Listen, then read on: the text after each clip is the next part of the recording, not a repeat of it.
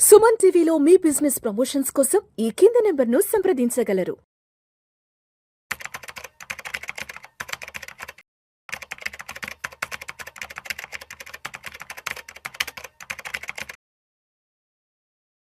నమస్తే, welcome to Vishnu talks. నేను విష్ణు. ప్రస్తుతం నాతో పాటు stock market analyst SJ Harsha ఉన్నారు. తనతో మాట్లాడదాం.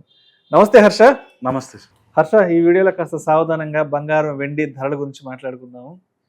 దీపావళి ముందు రోజు వరకు బంగారం వెండి ధరలు అరాచక స్థాయిలో దూసుకెళ్ళాయి. ఏమైంది ఏంటో కానీ దీపావళి మరుసటి రోజు దీపావళి తెల్లవారి నుంచి ఒక్కసారిగా బంగారం ఏమో ఒక 10% డ్రాప్ అయిపోయింది, సిల్వర్ ఏమో ఒక 15 to 18% డ్రాప్ అయింది. సో మొత్తానికి ఒక 2 weeks నుంచి బంగారం వెండి ధరలు కాస్త స్తబ్దుగా ఉన్నాయి. బట్ లాస్ట్ ఒక 3-4 days నుంచి మళ్ళీ బంగారం వెండి ధరల్లో ర్యాలీ అయితే స్టార్ట్ అయింది.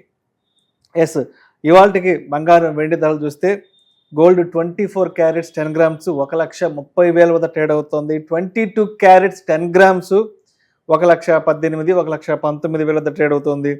సిల్వర్ విషయానికి వస్తే 1,72,000 1,73,000 ఇంక్లూడింగ్ 3% జిఎస్టీతో కలిపి. సో ఏంటి మళ్ళీ ఒక 4-5 రోజుల నుంచి మళ్ళీ బంగారం వెండి ధరలు గట్టిగానే పెరుగుతున్నాయి అంటారు? Correct sir. సో దీపావళి అప్పుడు మనకి బాగా ఎమోషనల్ వాల్యూ ఎక్కువ కాబట్టి దాని ముందు డిమాండ్ విపరీతంగా పెరిగిపోయి ఆ డిమాండ్ మొత్తం దీపావళి అయిపోయిన నెక్స్ట్ డే ఒక్కసారిగా మాయమైపోవడం వల్ల మీకు ఆ ఫ్లక్చువేషన్స్ కనిపిస్తుంది. సడన్ రైజ్, మా తర్వాత మళ్ళీ సడన్ ఫాల్. అయితే మీరు త్రూఅవుట్ హిస్టరీ చూస్తే గోల్డ్ ఎప్పుడు కూడా ర్యాపిడ్గా పైకి కిందకి మూవ్ అవ్వదు. సో ఇదర్ స్లోగా పైకి పెరుగుతుంది లేదా అదే లెవెల్ ఆగిపోయి ఉంటుంది తప్పితే మళ్ళీ గోల్డ్ ₹1,00,000 50,000 వెళ్ళే సీన్ అయితే లేదు. అయితే ఈ రీసెంట్ ఈ 1 weekలో ఎందుకు మార్కెట్ పెరిగింది, దానికి గోల్డ్కి ఎస్పెషలీ దేనికి సెన్సిటివ్గా ఉందంటే మన ఇండియన్ మార్కెట్ ఫ్యాక్టర్స్ ఏం లేవు. దీపావళి అప్పుడు ఓకే మనం కొంత ఇంపాక్ట్ చేసాం, కానీ ఒకసారి దీపావళి అయిపోయాక మళ్ళీ గోల్డ్ మేజర్గా ఇంపాక్ట్ చేసే ఫ్యాక్టర్స్ అని గ్లోబల్ ఫ్యాక్టర్స్, ఎస్పెషలీ అన్నిటికంటే మళ్ళీ అగైన్ అమెరికా. సో అమెరికాలో మీరు చూస్తే వాళ్ళది డిసెంబర్లో ఫెడ్ రేట్ కట్స్ చేస్తారా లేదా అన్నది గోల్డ్ని బాగా ఇంపాక్ట్ చేస్తున్న షార్ట్ టర్మ్ ఫ్యాక్టర్. ఎందుకంటే ఒకవేళ మీరు ఫెడ్ కనుక రేట్ కట్స్ చేసింది అనుకోండి, దాని అర్థం ఏంటి, మీరు ఇంట్రెస్ట్ రేట్లు తగ్గిస్తే జనాలందరూ ఏదన్నా బాండ్లో ఇన్వెస్ట్ చేస్తే రేట్లు తక్కువ ఉండడం వల్ల అది ఇన్ఫ్లేషన్ కంటే తక్కువ అయిపోతుందన్న భయంతో ఆ డబ్బులు తీసుకొచ్చి గోల్డ్లో పెడతారు. సో ఎప్పుడైనా సరే మీరు యుఎస్లో కనుక రేట్స్ కట్ చేస్తున్నాం న్యూస్ వస్తే మీరు చూస్తే ఇమ్మీడియట్గా నెక్స్ట్ డే గోల్డ్ పెరుగుతుంది. ఈ వారం మొత్తం ఏమైందంటే డిసెంబర్లో కట్ చేస్తారా లేదా అన్న దాని మీద న్యూస్లు అటు ఇటు షిఫ్ట్ అవుతా ఉన్నాయి. కట్ చేస్తారేమో అని న్యూస్ వస్తుంటే గోల్డ్ పెరగడం చూస్తారు, కట్ అవ్వదేమో అనగానే మళ్ళీ పడడం చూస్తారు. సో షార్ట్ టర్మ్లో వన్ స్ట్రాంగ్ ఇన్ఫ్లుయెన్సింగ్ ఫ్యాక్టర్ వచ్చి డిసెంబర్లో Fed rate cuts. Second important factor చూస్తే 1.5 months ఆల్మోస్ట్ 40 daysగా యుఎస్ గవర్నమెంట్ షట్ డౌన్ అయ్యి ఆ తర్వాత ఓపెన్ అయ్యి స్లోగా కొంచెం డేటా బయటకు వస్తుంది. దాంట్లో బిగ్గెస్ట్ నెగిటివ్ న్యూస్ ఏమొస్తుందంటే అన్ఎంప్లాయ్మెంట్ పెరుగుతుంది యూఎస్లో. జాబ్ మార్కెట్ అంత స్ట్రాంగ్ కనిపించట్లేదు, రైట్? జాబ్ మార్కెట్ స్లో అయిపోతుంది. అంటే దాని అర్థం ఏంటి, యుఎస్ ఎకానమీలో ప్రాబ్లం వస్తుందేమో, యుఎస్ ఎకానమీ రాబోయే కాలంలో కొంచెం స్లో అవ్వడానికి స్కోప్ ఎక్కువ ఉందేమో. ఎప్పుడైనా సరే అమెరికన్ ఎకానమీ కనుక ఏమన్నా అయ్యి స్లో అయిపోతే ఇమ్మీడియట్ ఇంపాక్ట్ గోల్డ్ ప్రైజెస్ మీద పాజిటివ్గా ఉంటుంది. సో యుఎస్ ఎకానమీ ఏమైనా డౌన్ అయిందంటే ఏమవుతుందంటే దాని నుంచి డబ్బులు తీసుకొచ్చి అందరు గోల్డ్లో పెట్టేస్తారు. గోల్డ్లో పెట్టడం వల్ల గోల్డ్ ప్రైసెస్ పెరగడానికి స్కోప్ ఉంటుంది. సో ఇలాంటి నెగటివ్ న్యూస్ యుఎస్కి వచ్చినప్పుడల్లా కొంచెం ఇంపాక్ట్ మీకు ఈ గోల్డ్ సిల్వర్ ప్రైజెస్ మీద కనిపిస్తుంది పాజిటివ్గా. ఆపోజిట్ ఇంపాక్ట్, యుఎస్ మీద నెగటివ్, గోల్డ్ సిల్వర్ మీద పాజిటివ్. అండ్ సెంట్రల్ బ్యాంక్స్ కూడా ఇంకా బంగారాన్ని కొంటూనే ఉన్నాయా అంటే, ఎందుకంటే గత కొద్ది రోజులుగా గత కొద్ది నెలలుగా సెంట్రల్ బ్యాంక్స్ విపరీతంగా బంగారం కొనిపెట్టుకుంటున్నాయి. ఎస్పెషల్లీ చైనా అయితే విపరీతంగా బంగారం కొని దాచిపెట్టుకుంటుందని చెప్పుకుంటున్నాం కాబట్టి. సో సెంట్రల్ బ్యాంక్స్ బయ్యింగ్ ఎలా ఉంది ఇవాళ వరకు అసలు?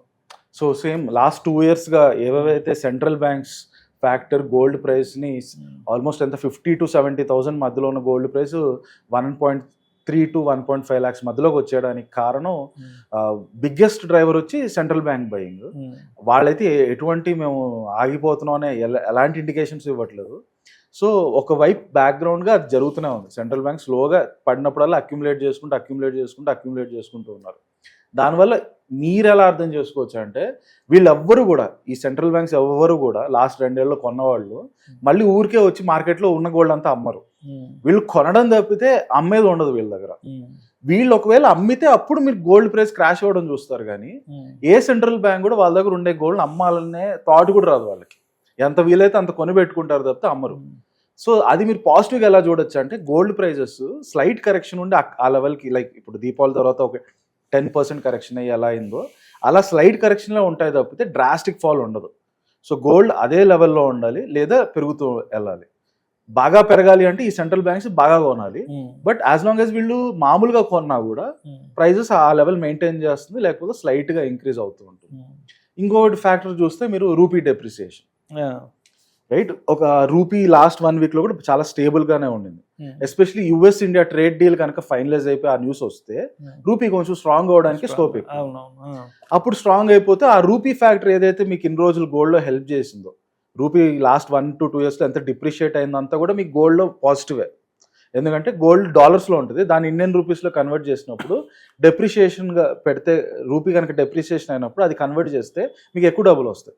ఆ ఫ్యాక్టర్ రూపీ ఫ్యాక్టర్ కొంచెం స్లో అయిపోవచ్చు. రైట్.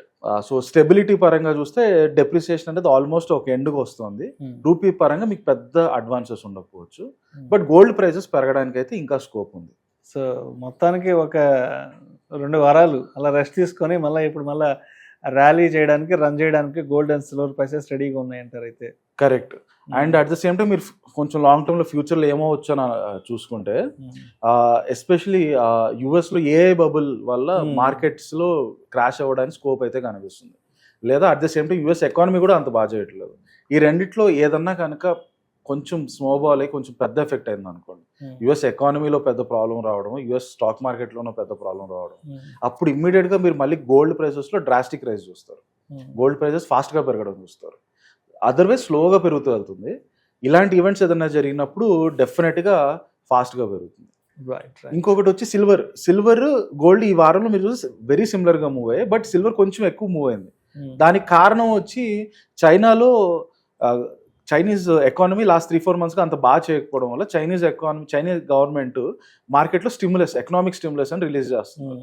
చేయొచ్చని రూమర్స్ వస్తుంది బేసికల్గా. అంటే ఏంటంటే ఇండస్ట్రియల్ యాక్టివిటీ పెంచడానికి వాళ్ళకి కొన్ని ఇన్సెంటివ్స్ ఇస్తారు, కొన్ని ట్యాక్స్లు తగ్గించడం, డ్యూటీస్ తగ్గించడం, సో ఎక్కువ ప్రొడ్యూస్ చేయండి అని.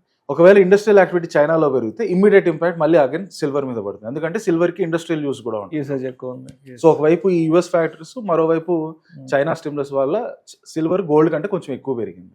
రైట్. సో మొత్తానికి ఇక్కడ నుంచి మళ్ళీ బంగారం, వెండి ధరల్లో పూర్తి స్థాయి ర్యాలీ అయితే ఉండే అవకాశాలు అయితే స్పష్టంగా కనిపిస్తున్నాయి అంటారు. Correct. Thank you so much Harsha. Thank you.